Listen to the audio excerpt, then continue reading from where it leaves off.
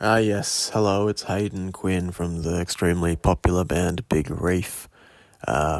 Just letting you know that if you're hearing my beautiful voice right now, it means that you're listening to the free version of our podcast, which is only about 30 minutes of a full discussion. So, if you want to hear the full thing, head over to our Patreon, www.patreon.com/Big Reef. And at the try hard tier, which is $5 to $8, I think, roughly a month, you get access to all of our podcasts in their full glory. This was a really good one. Last night, Morgan and I were driving back from Wollongong after playing a show there, and we really did get into it. We talked about Sabrina Carpenter. We talked about Callahan and Witscher and their album Think Differently. We talked about Bruce Springsteen, and we talked about stories from the road. It's really great to be back podcasting after wrapping up an amazing season of Snail Yeah. Got a lot of great feedback from the listeners, so thanks for that. But we're back in our typical traditional form of just chatting. So, yeah, enjoy some of it, but please head over to our Patreon to hear the full episode. Bye-bye. Let me know when we're rolling, baby. We are rolling. Hey, welcome to the Big Reef podcast. It's Hayden Quinn here with the one and only Morgan Quinn. Yes. I'm the only one.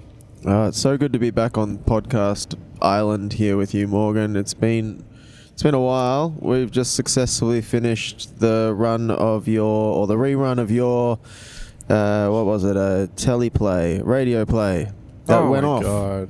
Snail, yeah. Can I read some of the messages that I received from the fans? Yeah, of course. Specifically about the series Snail, yeah? No, okay. Just some messages from the fans. Yes, please. I can dig a little deeper and I can find some of those messages. When are these messages from, and why didn't I get them? These are from the last couple of weeks. Okay. This one says, "Dear Morgan and Hayden from Big Reef, I'd just like to say that Snalia has changed my life. Whoa. Not for the better and not for the worse. Okay. But it has changed it. In that, before listening to Snail Yeah, I had not heard it. And now that I have heard it, my life has changed. In the sense that I've now heard Snail Yeah. Kudos to you. You've really changed my life." So, I think that's pretty encouraging. It's encouraging. It's also, I feel like it's stolen valor a little bit for me because it's addressed to both you and I had nothing to do with Snalia. I mean, I was responsible for uploading the episodes to our podcast hosting service. So I guess maybe that's what that person is thanking me for. Well, yeah, I mean, you brought awareness to it, and Yes. that's really the most important thing when it comes to anything, is not the thing itself, but bringing awareness to it is as much important to it as it is the awareness of bringing it to itself, to other people as well. I would agree with that. I thought it was hilarious. I laughed at every single episode, and it's so good to be back though on normal podcast times. But this podcast is anything but normal, Morgan. Let me tell you why. We're hurtling down the Hume Highway right now at 110 degrees. We are? Yes. This is the first Car podcast that's ever been recorded, as far as I know. I drive an automatic car, so I can have one hand on the steering wheel and the other hand grasping a microphone. I've decided to completely give up on indicating when I change lanes, so the cars around me are just going to have to, I don't know, see that I'm going to change lanes when I feel like it. Like this fellow. I drive an automatic as well, and I usually only have one hand on the steering wheel. Yeah. I use my right hand to indicate anyway, and my left hand's usually busy doing something like flipping off an inconsiderate Canberran driver, am I right? Or yes, you're right. jerking off my tiny little penis while I'm driving. That's not as relatable. I mean, my penis is tiny, but I'm not jerking it off when I'm driving, so it's half relatable. Or just giving the finger to, an inconsiderate Canberran driver. I actually did that the other day. Did you? Yeah. You flipped him. Wait, what did they call it? Flipping in the bird. I flipped the bird. You flipped the bird? Yeah, I flipped the bird. I was merging. I'm going to flip you the bird. It's not a very interesting story. I was merging. Go on. With, it was a 4-1 lane situation, and I was merging, and I was kind of like in the left lane, and there was heaps of green. There was plenty of place for me to overtake this guy. Yeah. Before merging, and I could tell once I started sort of like. Once I wasn't slowing down I was clearly going to be in front of this guy when the merge occurred, he was like, no, you can't be in front of me when we merge. I want to not let you in front of me. You go behind me. So he started speeding up. I'm like, oh, yeah. That's fucking stupid. Yeah. So I kept going at the speed I was going at.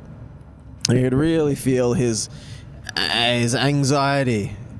But I still, when it came time to merge, I was in front of him, and I did merge in front of him, and he merged behind me, and he honked me. And I was like, well, hang on a second. First things first, it's like 9 a.m., slow traffic. One car in front of you is not going to make any difference. And I'm also just about to get now in that left lane over there and leave this road and get completely out of your way. So I wound down my finger. I wound down my finger. I wound down my window and shoved my finger out. And I did I waved it. Rotated my fist like a sort of like. It was that kind of. Hey, let's try that now. Let's give this guy the finger. Yeah, Hold okay. on, Right. He did not like that. Actually felt pretty good. It felt so good when I did it because I could see him in my rear view and he was just like swearing and yelling and like looking around. There's no one else in the car, but he was like looking around incensed, like as if anyone else Somebody was else like, could have witnessed it. Oh yeah, I agree with you. He shouldn't have been slightly ahead of you by then. And then, like I say, literally 5 seconds later, I'm pulling out into a newly created lane in the left and getting off that same road. So he was like back in front of me 2 seconds later. Anyway, fuck him. Also, on that same drive. Wait, no, not the same drive. Different drive. I was coming down one of these. Was his license plate YXP701? Why it was? Wow, I think I've seen this guy around. He's classic for doing that. Okay. He's really classic. Am I meant to know who that is? YXP701, yeah. No, I'm just trying to get an ID on this guy because I see YXP701 all the time. Do you actually? Yeah, he's all the time all around doing that. Yeah, it was him. It was pretty I don't usually do stuff like that, but it was very funny to see how angry this guy was. Mm-hmm. Imagine 9 a.m. in the morning on your way to work or whatever, and that's going to be the thing that ruins your day. Someone is a little bit ahead of you. No. When maybe it was a little bit of a grey area as to whether they should have been or not. It's not like I slammed on my accelerators I'm going first. No. It was more I think I'll probably fit in there. I'll just kind of speed up a bit and get in. Well, these are the pains of living in the great Canberra capital of Canberra. That's true. The capital of Do you want to hear Canberra. my other driving story? Oh, please.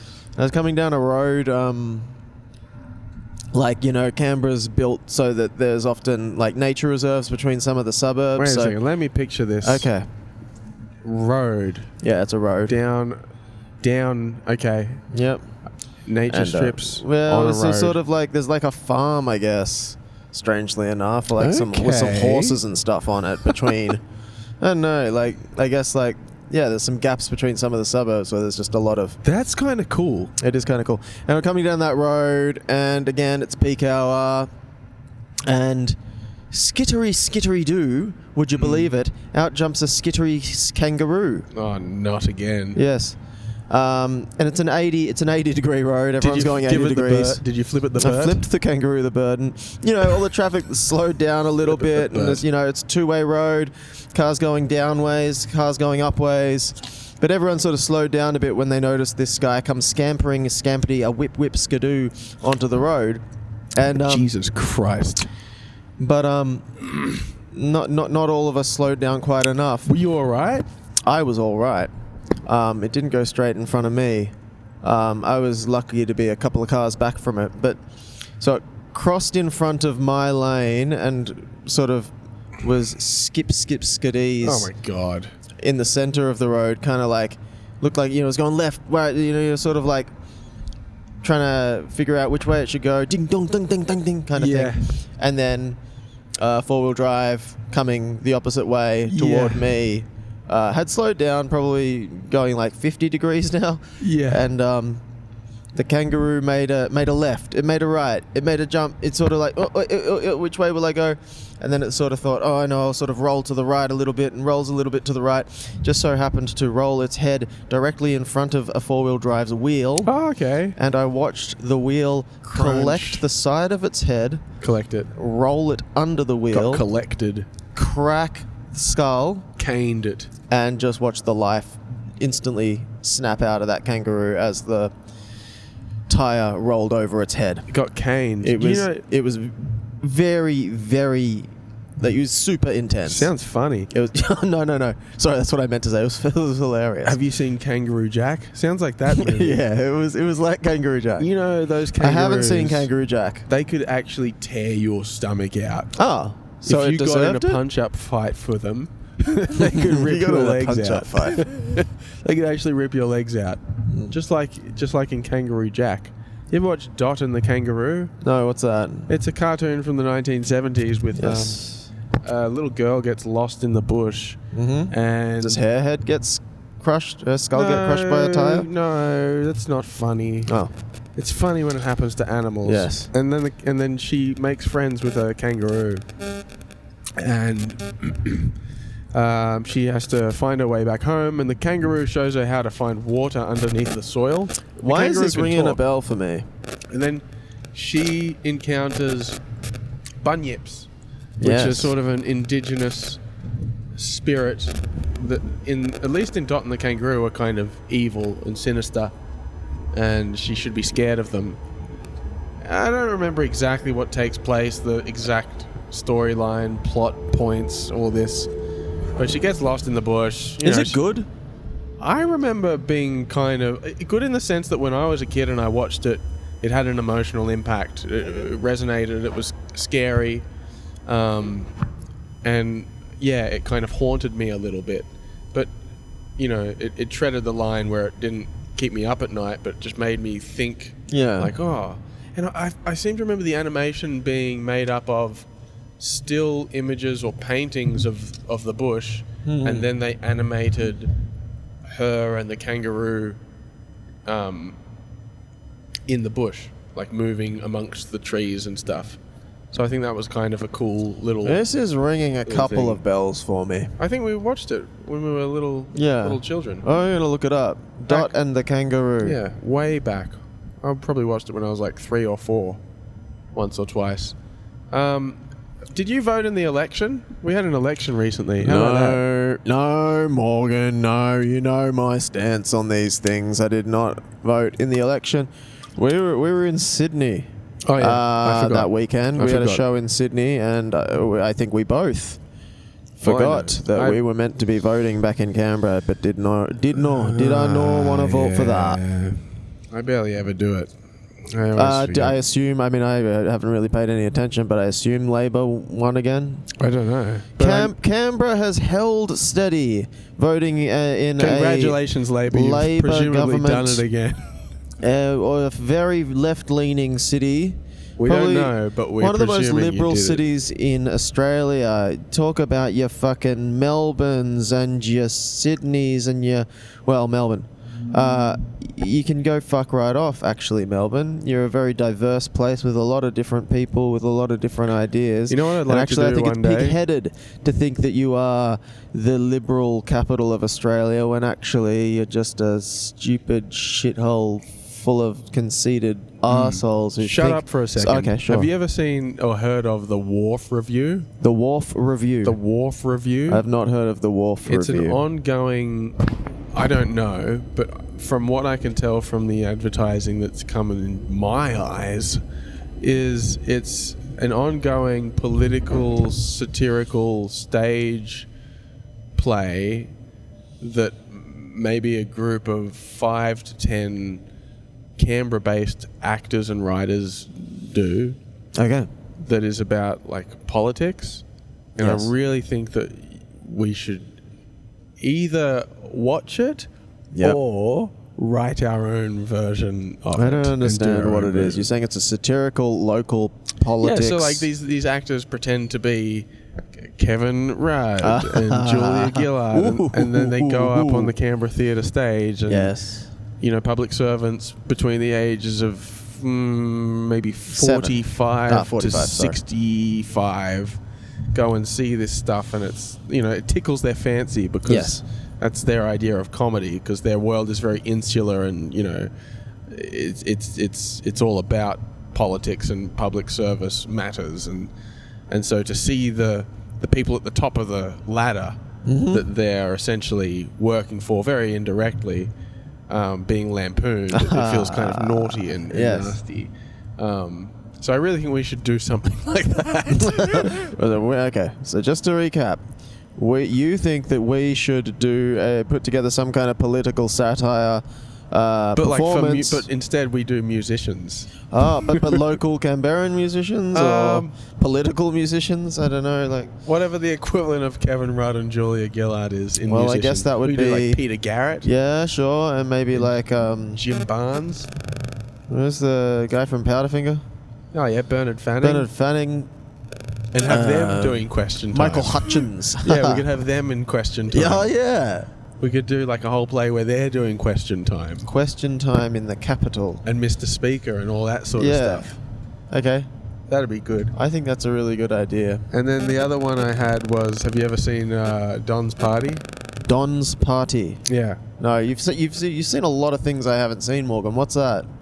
This is a movie that came out in 1976 based on a play that came out in 1971 by an Australian playwright that is about the 1969 election between John Gorton and Gough Whitlam. And I think up to that point, correct me if I'm wrong, listeners, but I think Australia was under Liberal rule for about 15 to 20 years. Wrong. Oh, thank you, listeners. Right. Oh, no. cheers, listeners. That's very confusing. I don't know, these listeners, they're always honking in at the wrong times.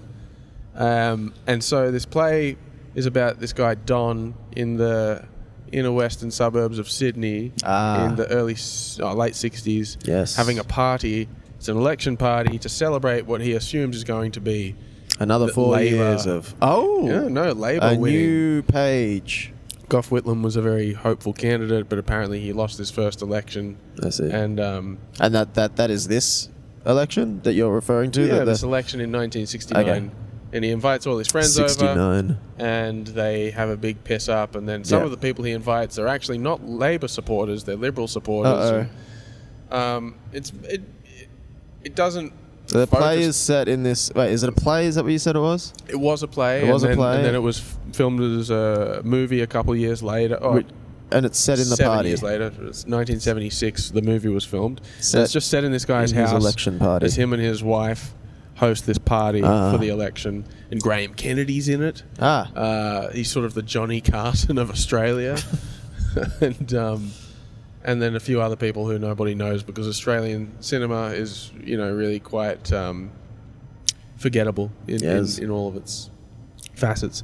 But sometimes I think about this and I'm like, what are the good Australian movies? We don't have any good Australian movies. And then I'm reminded of Your Chopper. It's quite a good movie. Yeah. The Castle. Wake and Fright, The Castle, Nugget, Takeaway, Bad Eggs. Let's Get Scase. Let's Get Scase, all these kind of ones.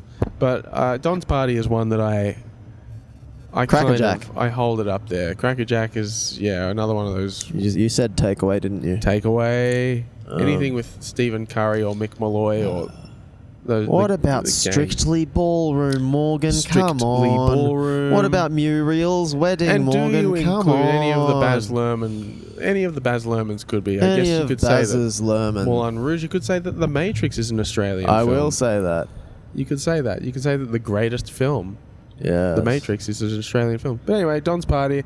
I give Don's it, Party. I give it 12 bags. It's not Is it really good? about the election. It's Is more it good? about. Well, it sort of analyzes, I guess, a lot to do with male behavior in that time. I mean, male-female dynamics, particularly in couples. It's basically couples coming to this party in their mid-30s, and how do they all relate to each other, and what happens when they all get a bit pissed and a bit more direct with each other. So it's more about that than the actual politics or the election itself. But I don't know. I like it because it sort of captures that bit of and critiques that sort of aspect of the Australian subculture A moment of in that time. Yeah. A snapshot, a postcard from the past. Sure. Yeah. No, it sounds interesting. It sounds good. That's not bad. I have listened to an album, Morgan. Oh, no. I've been listening to a lot of music, but in the last month, one record in particular has really floated my boated. It is the Witcher and Witscher. I don't know how to pronounce his name. Can you look it up? The Witcher. Witcher and fucking Callahan record. Oh, yeah. Called Think Differently. It's a really, really good record. It's by two like ambient / noise, maybe not noise, but like experimental electronic artists who have a long history of, doing audio installations and playing DIY spaces and putting out not difficult, but not exactly commercially popular music. It's soundscapes and audio collage and stuff like this. Sounds like they're eating our lunch. They're eating our lunch.